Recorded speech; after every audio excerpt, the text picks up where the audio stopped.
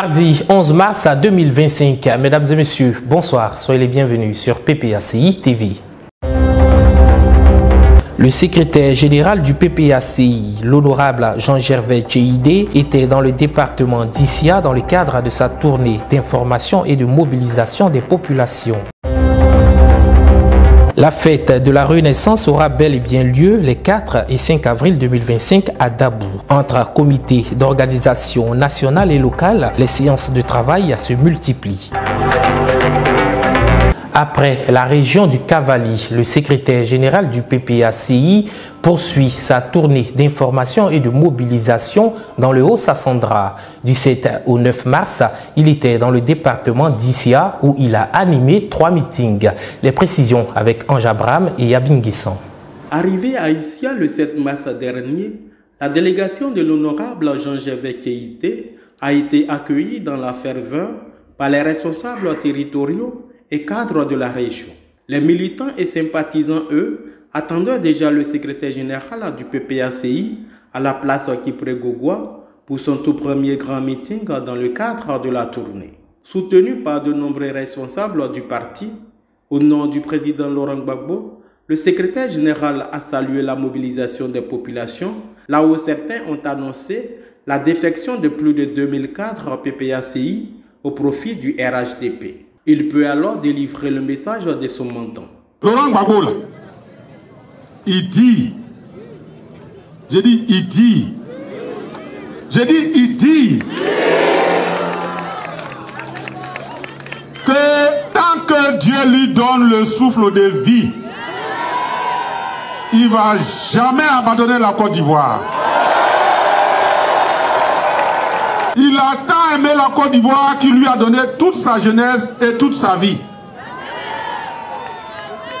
Aujourd'hui, après tout ce qui s'est passé, que vous connaissez, que je vais rappeler rapidement, nous sommes avec Gbagbo parce que Gbagbo est avec le peuple. Et quand tu es avec le peuple est avec toi. Et quand le peuple est avec toi, Dieu est avec toi. Sans répit, le secrétaire général Jean-Gervais Tchéidé et sa délégation se rendent le 8 mars à Ibogwe pour un autre meeting. Sur place, il salue la mobilisation des autorités coutumières qui ont effectué le déplacement au lieu du meeting. Face aux garants des us et coutumes, l'envoyé du président a tenu le même discours lié aux conditions d'élection apaisées en Côte d'Ivoire. Ensemble, on doit se mobiliser, se lever pour que le nom de Gbagbo soit sur la liste électorale. 1. 2. Que la CEI soit réformée. On met en place une nouvelle commission électorale. Et puis 3. La liste électorale là, on va faire l'audit, la nettoyer et puis compléter. Compléter comment? On doit faire la révision de la liste électorale. Tout à l'heure, le CR a dit que vous avez fait un bon travail ici. Il y a des gens qui ont fait leurs papiers pour s'inscrire sur la liste électorale. Il y a des gens qui étaient en train de faire leurs papiers et puis la CEI a dit c'est bon, on arrête. Il y a des gens qui ont déposé leurs papiers à la sous-préfecture, à la mairie. Ça traîne, ça fait 2 ans. Ils veulent faire parce qu'ils veulent voter le nouveau président de Côte d'Ivoire. Mais la CEI, qui est dirigée, qui est une succursale du RHDP, a décidé de freiner. Parce qu'eux, ils ont fini d'inscrire leurs électeurs, ils ne veulent plus ajouter pour ne pas changer les choses. Est-ce que ça, là, on va laisser faire? Je suis venu vous dire que Laurent Gbagbo compte sur vous. À Saïwa, où il a bouclé la première phase de sa tournée le 9 mars, l'honorable a prodigué de sages conseils au cadre du canton Yokolo avant d'entrer dans le vif du sujet. Le président Gbagbo dit, et le PPACI dit, quand on veut aller aux élections, comme on sait que depuis longtemps, c'est le problème d'élection qui envoie palabre en Côte d'Ivoire, il dit, élection qui arrive, les Ivoiriens ont trop souffert, on ne veut plus de crise, on ne veut plus de palabres. Donc pour empêcher qu'il y ait palabre à cause des élections, asseyons-nous et créons les conditions pour que les élections qui arrivent soient des élections démocratiques. Parce que si vous voulez que les élections soient apaisées, on prépare ça 6 mois à l'avance.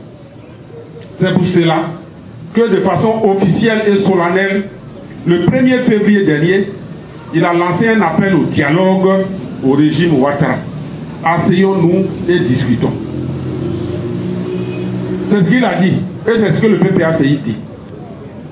Un homme qui aime son pays et qui aime son peuple, c'est comme ça que tu fais. Tu n'attends pas que Palabra arrive pour chercher quelqu'un pour séparer. Quand tu sais que quelque chose va provoquer Palabra, tu parles de ça avant. À chaque étape de la tournée, le secrétaire général s'est entretenu avec les animateurs des fédérations et les cadres de chaque localité pour s'imprégner des réalités. La tournée se poursuit. Le secrétaire général sera dans les départements de Vavoise-Goubé du 14 au 16 mars prochain. Les préparatifs vont bon train pour la 3e édition de la fête de la Renaissance. Le week-end passé, le 2e vice-président du CSP en charge de cette fête a tenu une séance de travail avec le comité local d'organisation. C'est le reportage de la rédaction. Il y a un an, des milliers de militants se sont réunis à Abouville à l'occasion de la 2e édition de la fête de la Renaissance du PPACI. Venus de toutes les régions et villes de la Côte d'Ivoire, ces Ivoiriens sont à nouveau convoqués pour la 3e édition de cette fête qui se tiendra à Dabou les 4 et 5 avril 2025. À quelques semaines de cet événement, le vice-président Damana Adiapikas a eu une séance de travail avec le comité local d'organisation à l'effet de s'imprégner de l'évolution des préparatifs sur le terrain. C'était ce samedi 8 mars 2025 au siège du parti. Nous ferons ce qui est de notre possible et que Dieu, qui gouverne toutes choses, prenne le contrôle et que cette manifestation-là soit grande et la meilleure qui soit, pour que vraiment toute la Côte d'Ivoire, le monde entier sache qu'en Côte d'Ivoire, il y a quelqu'un qu'on appelle Laurent Gbagbo, qui a un parti et qu'il est aimé par sa population. C'est cette démonstration que Dabou s'apprête à faire. Nous avons passé en revue les actes préparatoires de cette fête importante pour le peuple ivoirien et pour le PPACI. Nous avons revu en question les préparatifs de la mobilisation. Nous avons vu tous les compartiments chargés de faire cette fête une fête mémorable, une fête inoubliable. Donc je pense qu'au sortir de cette séance de travail avec le vice-président du CSP, Damana Pikas, nous sortons rassurés, nous sortons sereins et nous sommes déterminés à faire progresser nos idées. Nous sommes déterminés à faire progresser les idées que nous avons construites avec lui, de sorte à ce que ce 4-5 avril, il y ait une marée humaine au niveau de Dabou. Au cours de la séance de travail, le vice-président du CSP en charge de la dite fête a donné le programme pour les 4 et 5 avril avant d'appeler le comité local à accentuer la mobilisation dans les grands ponts. Au sorti de la rencontre, il a tenu à rassurer les militants et les sympathisants sur l'état d'avancement de l'organisation de cette fête statutaire. C'est une séance de travail qui s'est très bien passée et je pense qu'à moins d'un mois, Dabou est pratiquement prêt à accueillir cet événement-là. Voilà. Il ne s'agit pas simplement du PPACI, mais de tout Dabou, tout le Leboutou est prêt à accueillir le PPACI, est prêt à accueillir le président Laurent Gbagbo. Et puis les échos que nous avons au niveau de la mobilisation nationale, les échos qui nous parviennent sont rassurants. Les fédérations aujourd'hui sont en train de s'organiser. Dabou nous a rassurés sur le tas d'avancement des préparatifs et nous sortons de cette réunion rassurés et nous voulons profiter de l'occasion pour rassurer aussi tous les militants du PPACI et au-delà des militants du PPACI, tous les démocrates. Il est à noter que la 3e édition de la fête de la Renaissance aura lieu à quelques mois des échéances électorales. La cellule technologique d'information et de communication TIC des agents du privé du PPACI a tenu un atelier de restitution de ses travaux sur le thème PPACI. Quel apport technique et technologique de la CAP à la victoire du président Laurent Gbagbo pour les présidentielles de 2025.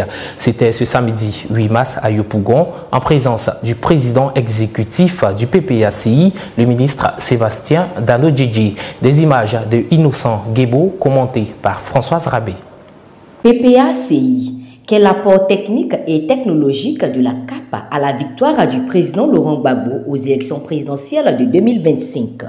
Tel était le thème de la cérémonie de remise des conclusions des travaux de l'atelier des acteurs des technologies, information et communication organisé par la cellule des agents du privé du PPACI le samedi 8 mars dernier au Baron de Yopougon. Mobilisation exceptionnelle de tous les agents de la CAP ce samedi 8 mars, journée internationale des droits de la femme. En présence du président exécutif Sébastien Dano Djedje et plusieurs cadres de la direction. Le baron de Yopougon n'a pas boudé tout ce beau monde venu assister à cet atelier de restitution des travaux.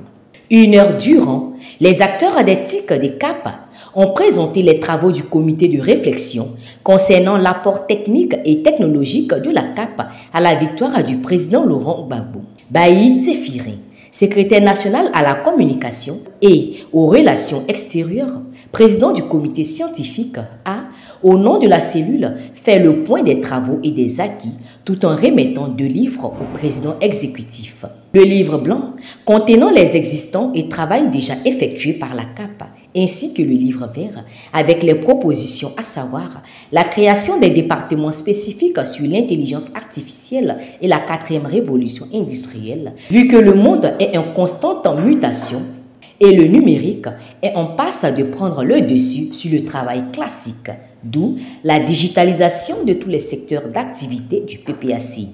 Ainsi donc, pour numériser le PPACI, la conclusion des travaux de l'atelier des acteurs des TIC de la CAP propose 2 applications. Une application de gestion administrative et une application de suivi des élections qui permet de suivre le processus électoral depuis les représentants électoraux, les bureaux de vote et les lieux de vote. À sa suite, Thierry Bailly-Dassi, secrétaire national de la cellule des agents du privé, a tenu à dire merci à tous les agents venus nombreux. Nous avons planché sur l'éthique. Les jours à venir, nous allons, n'est-ce pas, réfléchir aussi sur le secteur agricole, sur aussi le transport. Donc, une fois encore, on a démontré que nous tenons à cette promesse que nous avions dite, que nous allons respecter le programme d'activité de la CAP PPACI et ce programme d'activité passé, n'est-ce pas, par ce rassemblement d'éthique, c'est-à-dire que tous les acteurs d'éthique, tous ceux qui sont dans ce domaine de communication, dans le domaine de la communication, l'audiovisuel, tout ce qui est infographiste, en tout cas tout ce qui a trait au titre, c'est sur ça que nous avons planché. C'est encore une autre mobilisation pour dire que nous sommes sur la droite ligne, nous sommes en phase avec les promesses que nous avons faites pendant notre rentrée solennelle et que jusqu'en 2025, nous tenons toutes les promesses qui passent véritablement par ça. Rassuré du travail de la cellule d'éthique de CAP-PPACI, le président exécutif a dit toute sa joie de voir que les camarades se soucient de la victoire du président Laurent Gbagbo. Aujourd'hui, la CAP m'a invité pour assister à l'atelier, nous donner des résultats de leur réflexion. C'est pour ça que je suis venu. Ces résultats concernent par exemple des TIC dans le processus électoral. Ils nous estiment que nous ont expliqué qu'avec les TIC, on peut aller aux élections tranquilles et avoir des résultats en temps réel. Donc c'est pour ça que nous sommes venus les encourager pour cette fois-ci. Je pense qu'ils ont fait du bon travail. C'est qu'ils nous ont expliqué, ils nous ont beaucoup intéressés. Leur plateforme nous permettra d'identifier, de recenser tous les entrepreneurs de Côte d'Ivoire. Et parmi les entrepreneurs, on verra ceux qui sont sérieux, mais ceux qui ne sont pas sérieux. Donc je considère aujourd'hui qu'à partir de leur plateforme, nous allons avoir des résultats concernant les entrepreneurs en Côte d'Ivoire de tous les horizons et qu'à ce niveau, on fera notre base de données pour savoir qui fait quoi, qui est où et quelles sont les idées qui peuvent nous apporter pour améliorer le quotidien des Ivoiriens, dans leur propre quotidien, parce qu'ils auront besoin de le PPACI parce qu'il est politique en faveur des privés et nous sommes prêts à leur emboîter le pas. La cellule des agents du privé entend s'impliquer et s'investir davantage pour le bon déroulement des élections présidentielles à venir afin de garantir au président Laurent Gbagbo une structure saine, fiable, avec des agents intègres, volontaires et amoureux du travail bien fait. Après Yopougon, direction le nord de la Côte d'Ivoire, le ministre Issa Malik Coulibaly, président de l'inspection générale du PPACI, était aux côtés des femmes femmes de Karafigué dans le département de Korogo le samedi 8 mars à l'occasion de la Journée internationale des droits de la femme. En marge de cette célébration, il a fait des dons à l'école primaire publique de la dite localité. Le récit de Olga Bailly.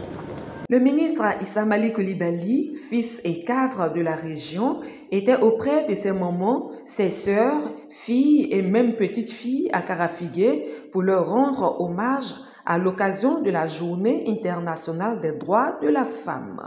Pourquoi sommes-nous là aujourd'hui? Pour comprendre la réponse que je vais donner à cette question, il faut savoir ce que représente la date du 8 mars de chaque année. Et donc, la date du 8 mars 2025. Cette date-là, en raison des luttes que les femmes ont menées pour avoir les droits qu'elles ont aujourd'hui, et évidemment qu'elles n'avaient pas à l'époque, le 8 mars a été choisi par la communauté internationale pour rendre hommage à nos mamans, à nos épouses, à nos enfants, à nos petits-enfants qui sont des sexes féminins. C'est pour consacrer donc à cette tradition, pour célébrer la femme, qu'au lieu de rester à Abidjan, nous avons préféré rejoindre nos parents de Karafigué pour ensemble célébrer nos mamans. Et à travers celle de Karafigué, rendre hommage à toutes les femmes de Côte d'Ivoire parce que nous sommes tous conscients de leur rôle dans la société à sa base, c'est-à-dire dans nos familles. Nous les voyons au travail tous les jours. Nous les voyons au travail toutes les nuits pour que les enfants soient en bonne santé, pour que les enfants puissent aller à l'école à temps, pour que le mari soit satisfait et bien d'autres choses qu'elles font. Et on ne peut pas laisser ce labeur sous silence. C'est pour ça que nous sommes venus leur rendre hommage. Cet événement a été marqué par la remise de kits scolaires et d'une bibliothèque entièrement équipée à l'EPP Karafigué. Le choix de cette école est justifié par le fait que 60% des élèves sont des filles et le taux de succès au CEP était de 98% l'année dernière. Conscient des défis liés à l'éducation, pour Dr Issa Mali Coulibaly, il est important de contribuer à la formation des jeunes et leur apporter la culture de la lecture. Nous sommes dans un pays où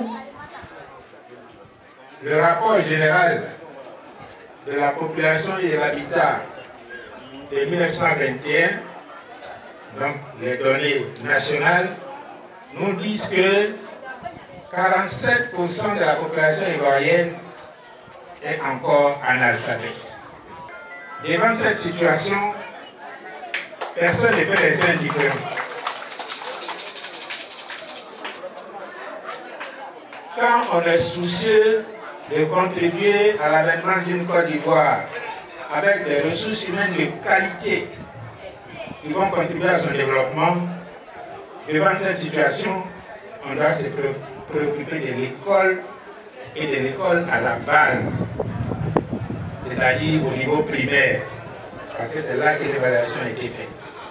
Un geste fortement apprécié par le conseiller pédagogique du secteur Koni, M.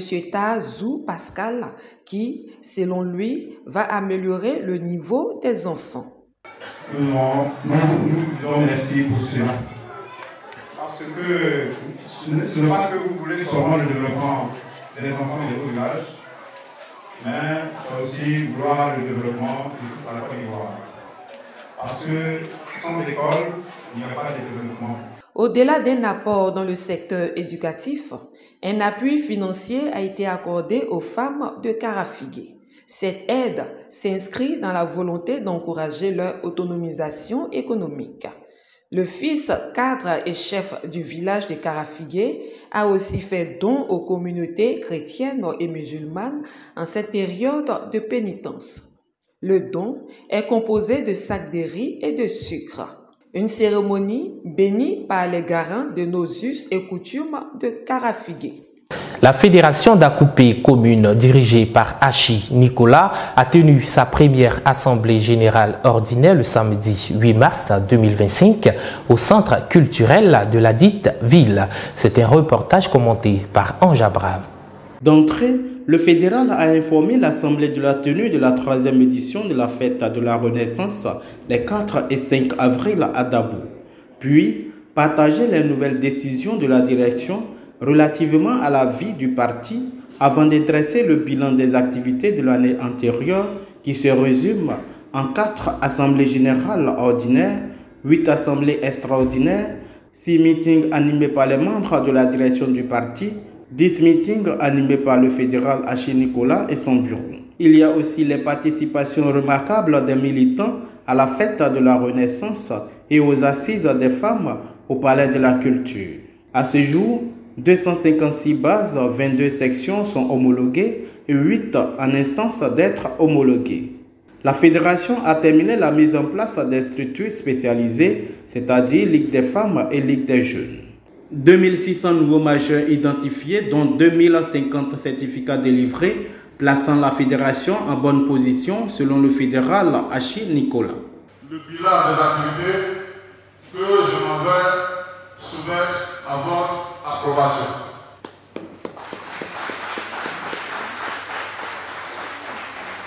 Nous avons effectué le déplacement à Mobile pour la fête de la Renaissance édition 2024. Et à côté était présente. À côté a répondu massivement à l'appel. Cette année 2025, l'édition de la fête de la Renaissance s'organise à Paris. Et le président veut que ses frères, ses soeurs, ses pères qui sont ici, là, vraiment se déplacent massivement à cette rencontre à Paris.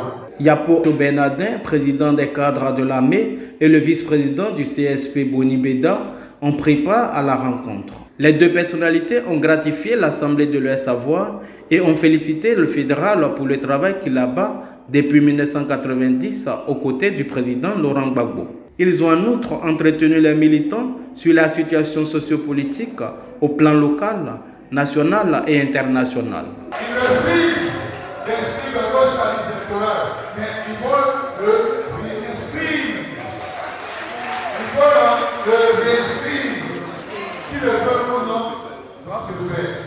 Cette année 2025,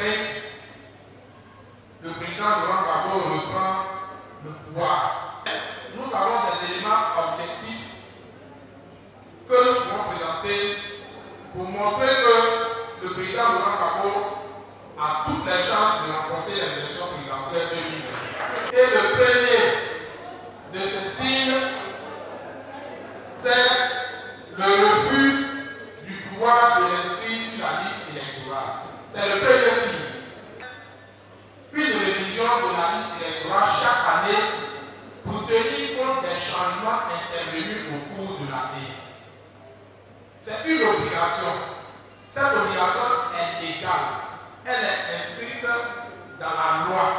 Donc, ce n'est pas le PPAC qui l'invente. Ce n'est pas le PPAC qui le demande.